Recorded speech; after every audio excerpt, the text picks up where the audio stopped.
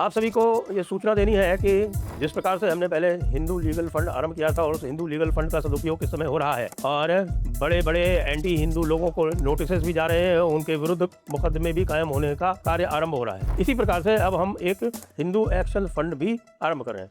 इस Hindu action fund में ground पे काम कर रहे लोगों को, जैसे घर वापसी है, धार्मिक आयोजन है, ऐसे लोगों को हम फाइनेंशियल सपोर्ट भी देंगे। जो बड़े कार्यक्रम है उनका आयोजन भी करेंगे और आप लोगों की सलाह के अनुसार हम सब लोग मिलेंगे अभी 30 अक्टूबर को। 30 अक्टूबर से 1 नवंबर तक एनुअल समिट इस बार का, और उसमें ये हिंदू एक्शन प्लान भी फाइनलाइज किया जाएगा। तो इसलिए आप सभी से अनुरोध है कि जी खोल के हमें कंट्रीब्यूट करें। लिंक नीचे डिस्क्रिप्शन में दिया हुआ है। नमस्ते, आप सभी से अनुरोध है कि कृपया हमारे चैनल को सब्सक्राइब करें, वीडियो को लाइक करें। तो कुछ समय के अंतराल के बाद अब सुप्रीम कोर्ट और सरकार में फिर से तलवारबाजी हो गई है। अजी हाँ, वो भी किसके लिए गई है? वो हो गई है इलेक्शन कमीशन के ऊपर। इलेक्शन कमीशन में सीईसी की और जो इलेक्शन कमिश्नर्स की नियुक्ति का प्रावधान है वो किस प्रकार का हो। अब आपको पता है कि इलेक्शन कमीशन जो है एक वो संविधान में जो दिया गया है कि भाई एक वो स्वतंत्र निकाय है, लेकिन स्वतंत्र निकाय होने के साथ साथ में जो उसके अपॉइंटमेंट का प्रावधान है, वो अपॉइंटमेंट का प्रावधान ये किया गया था कि भाई धारा 324 में खास सब क्लॉज 3 है उसका, उसमें कहते हैं कि appointment shall be done in accordance with a law made by the parliament और until the law is made by the union cabinet, by the union government। तो until the law is made जो है इसमें crucial चीज़ थी। तो भाई साहब लोगों ने क्या किया, लोगों ने यानी कि मोदी सरकार आई है 2014 में, 2014 से 19 तक भी ऐसा चला। उसके बाद फिर अचानक हमारे सेंट जोसेफ जो थे एक सुप्रीम कोर्ट के, वो जागृत हुए और उन्होंने कहा कि भाई देखिए पार्लियामेंट ने लॉ नहीं बनाया है।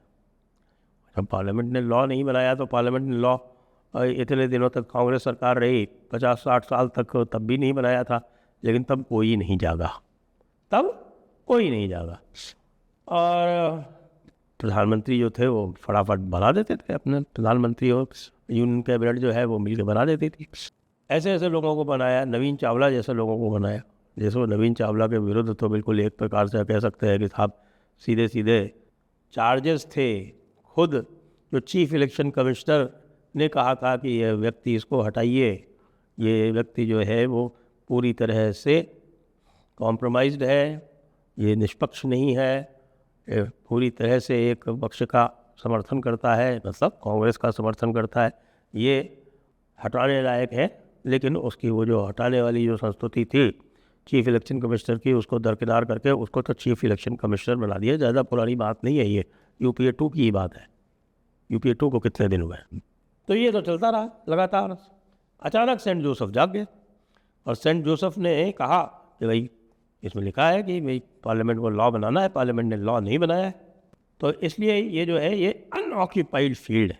अब ये अनऑक्यूपाइड फील्ड क्या होता है, इसका भी एक बड़ा अच्छा सिद्धांत बना रखा है, वो भी सुप्रीम कोर्ट ने कानून स्वयं ही बनाया है। जहाँ पर कोई जैसे जो भी एंट्रीज़ हैं, आपको पता है कि संविधान में जो कार्य होते हैं, जो कार्यपालिका है वो किस प्रकार से कार्य करती है, वो विषय बटे हुए हैं। वो विषय धारा 246 के अनुरूप 3 सूचियाँ बनी हुई हैं। एक केंद्रीय सूची है, एक राज्य सूची है, एक समवर्ती सूची है, यानी कंकरेंट लिस्ट है।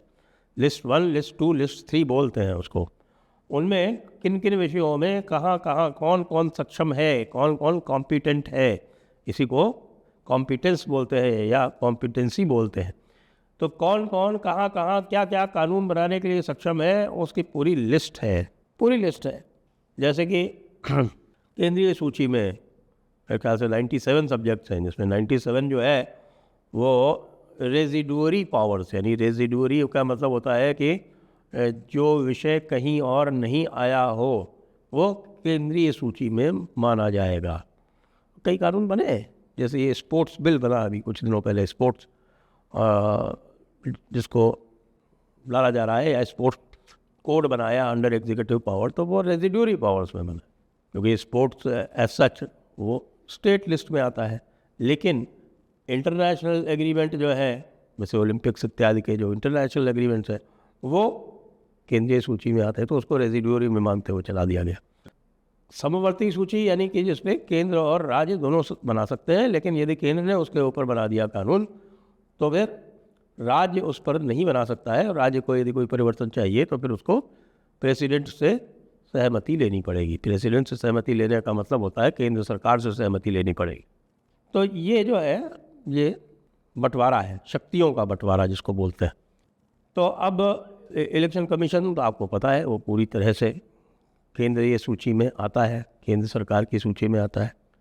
और कोई ऐसी एंट्री हो जिस पे अधिकार तो हो, जिस पे अधिकार है, जैसे मान लीजिए केंद्र सरकार का अधिकार है कुछ कानून बनाने का, लेकिन वो नहीं बनाती है, तो उसको सुप्रीम कोर्ट कहता है ये अनऑक्यूपाइड फील्ड है।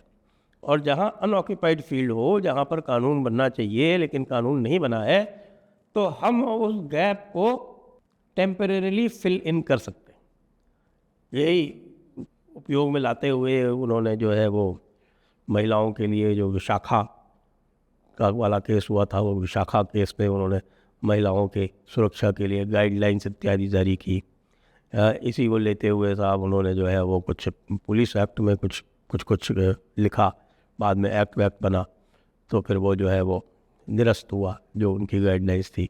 ओके, एक बार एक्ट बन गया तो फिर उसको सुपरसीड कर जाता है। ये संवैधानिक दृष्टिकोण है। अब मज़े की बात यह है कि साहब इन्होंने कहा कि यहाँ ये अनऑक्यूपाइड फील्ड है। अब संविधान साफ साफ कहता है कि until such law is made the union government, तो अनऑक्यूपाइड तो नहीं हुआ। यूनियन गवर्नमेंट को तो उन्होंने जो है वो सब्स्टिट्यूट पावर दे रखी है। लेकिन फिर भी साहब हमारे सेंट जोसेफ थे के मैथ्यू साहब, सोशल जस्टिस वाले, उनके बेटे जज साहब, तो उन्होंने ये सिद्धांत प्रतिपादित कर दिया कि ये अनऑक्यूपाइड फील्ड है, इसलिए हम इसमें निर्देश जारी करते हैं। और निर्देशों में उन्होंने ये कहा कि भाई ये चयन जो है वो एक कमेटी से होगा, और उस कमेटी में उन्होंने प्रधानमंत्री, लीडर ऑफ द ऑपोजिशन, और उसके अलावा उन्होंने उसमें चीफ जस्टिस साहब को डाल दिया। अच्छा, मज़े की बात यह है कि संविधान में ये साफ साफ संविधानिक जो ऑब्जेक्टिव्स रेजोल्यूशन है संविधान का, और जो संविधान की पूरी स्कीम है, उसमें यह स्पष्ट है कि साहब की एग्जीक्यूटिव और जुडिशल पावर्स जो है वो अलग अलग रहेंगी। तो एग्जीक्यूटिव और जुडिशल पावर्स का संगम हुआ करता था। पहले जो पुरानी CRPC होती थी उसमें जो एग्जीक्यूटिव मजिस्ट्रेट्स होते थे उनको बहुत सारी जुडिशल पावर्स भी हुआ करती थी। डिस्ट्रिक्ट मजिस्ट्रेट एक समय सेशंस जज भी हुआ करता था। अभी कई नॉर्थ ईस्ट स्टेट्स में तो अभी तक, यानी जब मैं गया था वहाँ पे 2009 या 10 में मेघालय में, तो डिस्ट्रिक्ट मजिस्ट्रेट और डिस्ट्रिक्ट मजिस्ट्रेट के पास ही सेशंस जज की भी पावर थी। अब उन्होंने वहाँ अलग अलग कर दिया कि नहीं, जुडिशियल फंक्शन जो है वो एक ब्यूरोक्रेट कैसे निभाएगा। लेकिन हमारे जजेस को कतई किसी भी प्रकार की कोई जरा सी भी हिचक नहीं होती एग्जीक्यूटिव फंक्शन निभाने में। अब बताइए CBI क्या है, अगर डायरेक्टर चुनना है तो उसमें हमारे जज साहबान क्या कर रहे हैं? वो यहाँ क्या करने के लिए बैठे होते हैं? भाई ऑब्जर्वर बैठा दो ज़्यादा से ज़्यादा। CVC चुनना है उसमें भी जज साहब बैठेंगे। तो कल इस बात पे अच्छी बहस हुई, और सबसे मज़े की बात जो है, जो सॉलिसिटर जनरल तुषार मेहता ने की, वो कही कि साहब एग्जीक्यूटिव तो आपके सिलेक्शन में नहीं बैठती, आप क्या एग्जीक्यूटिव को परमिट करते हैं आपके जजेस के सिलेक्शन में बैठने के लिए? आप नहीं करते, तो जज साहबान क्यों बैठेंगे जो एग्जीक्यूटिव डिसीजंस जो लिए जाने हैं उसमें? क्या प्राइम मिनिस्टर के ऊपर किसी भी प्रकार का विश्वास नहीं किया जा सकता? ये प्राइम मिनिस्टर जिसको करोड़ों लोग चुनते हैं, एक समझिए कि लगभग 100 करोड़ की जनसंख्या के द्वारा वो चुन के आता है, 100 करोड़ वोटर के लगभग 94 करोड़ थे शायद पिछली बार। उसके ऊपर ये विश्वास नहीं किया जा सकता कि वो जो अपॉइंटमेंट करेगा वो सही करेगा। और हर अपॉइंटमेंट में जुडिशियल मेंबर होना आवश्यक हो गया है। संविधान साफ साफ कह रहा है धारा 324 में कि under a law made by parliament, parliament ने लॉ बना दिया। मज़े की बात उन्होंने ये कही कि भाई यदि इतना अविश्वास है तो फिर आपको ये भी होना चाहिए कि साहब के जो कैबिनेट मिनिस्टर्स अपॉइंट करता है प्राइम मिनिस्टर, उस कैबिनेट मिनिस्टर के अपॉइंटमेंट में भी जज बैठा लेंगे क्या? अच्छी खासी बहस हो गई। मतलब बिल्कुल एक ये ऐसा था कि साफ साफ चुनौती दे दी सुप्रीम कोर्ट को कि ये जो है ना साहब आप बस करो, बहुत हो गया। और साथ में ये भी कह दिया कि भाई आपने 324 जो है ये संविधान का एक प्रावधान है, संवैधानिक इंटरप्रिटेशन 2 जज की बेंच नहीं कर सकती। जस्टिस दीपांकर भट्टाचार्य की बेंच थी ये, तो 2 जजेस की बेंच नहीं कर सकती इसको, तो आपको लार्जर बेंच को, कॉन्स्टिट्यूशनल बेंच को ही भेजना पड़ेगा।